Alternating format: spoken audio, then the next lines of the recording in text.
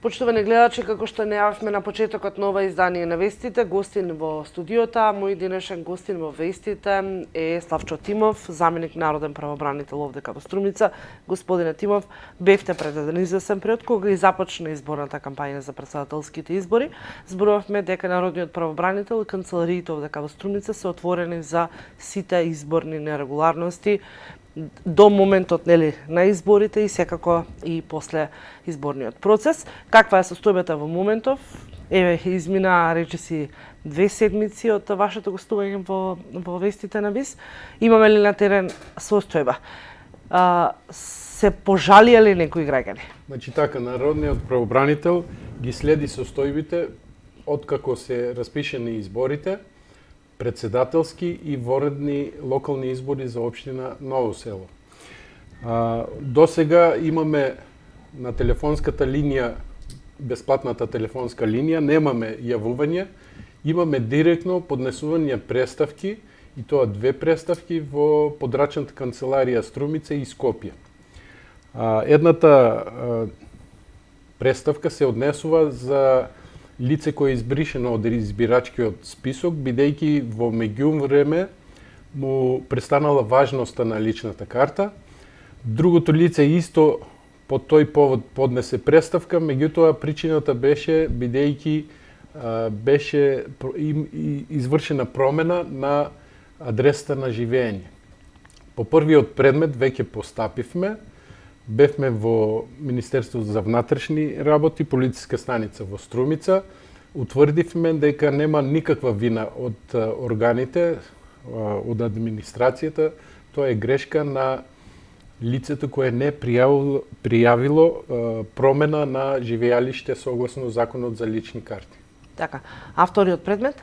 Вториот предмет се уште постапуваме, вчера беше поднесена преставката, и денеска или утре ќе одиме во посета на канцеларијата на Државната изборна комисија во Струмица, ќе утврдиме зошто тоа лице нема право да гласа, е избришено од избирачкиот список.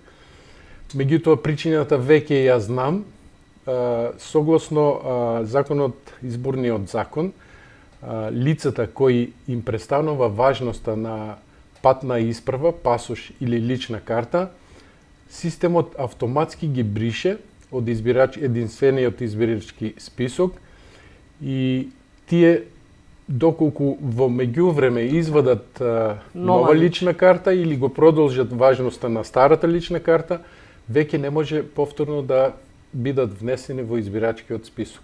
Така, тоа не е нарушување на правото, гласачкото право? Тоа се коси со самиот изборен закон, со Уставот на Република Македонија, бидејќи секој има право да гласа, така, доколку има 18 години и важечка лична карта или патна исправа во моментот на гласање. Така, што е со оние лица кои што се болни, оние кои што во затвор, тогаш можеме да калкулираме со некаква голема бројка. Народниот правобранител направи една анализа на повеќе изборни циклуси, така, и издаде посебен извештај. Тој извештај е доставен и до Државната изборна комисија и до владата на Република Северна Македонија, со тоа што е назначено дека лица кои се лекуваат подолго време во здравствени установи, лица кои се издржуваат, кои се на издржување на казна затвор, во притвор, не можат да ги продолжат документите, односно личните карти или пасоши, за да можат да гласат.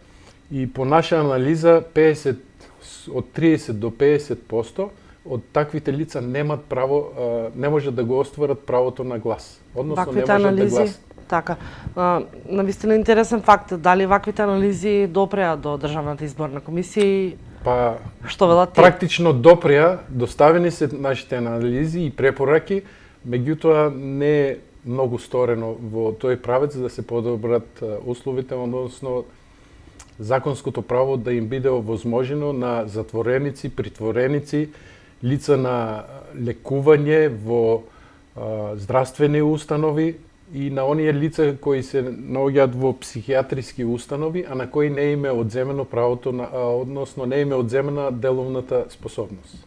Така, иако навидом две преставки, релативно мирно, телефонските броеви. Нема некои големи нерегуларности, нема никакви нерегуларности досега пријавено, меѓутоа да се надевам дека и така ќе остане. Така. Телефонските броеви остануваат, канцеларијата и понатаму останува отворена за сите граѓани кои што сакаат да пријават било каква нерегуларност. Секако имаме и излепено плакати на сите подрачни канцеларии со бесплатната телефонска линија 0500 0800 се извинувам 54321. Исто така и телефонските линии на подрачните канцеларии работат. Ние ќе имаме и дежурства на денот на изборите. Во неделя ќе дежураме од 7 до 19 часот. Така.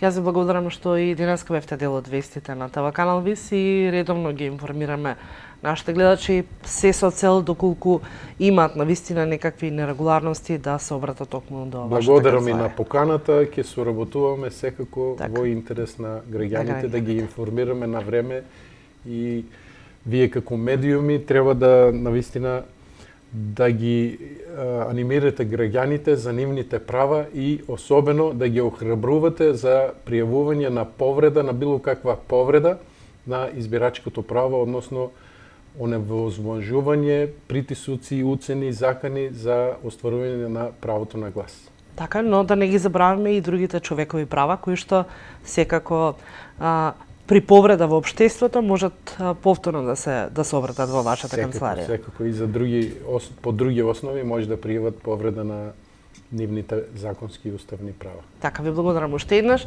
а ние, почитувани гледачи, продолжуваме со остатокот од содржините на вестите.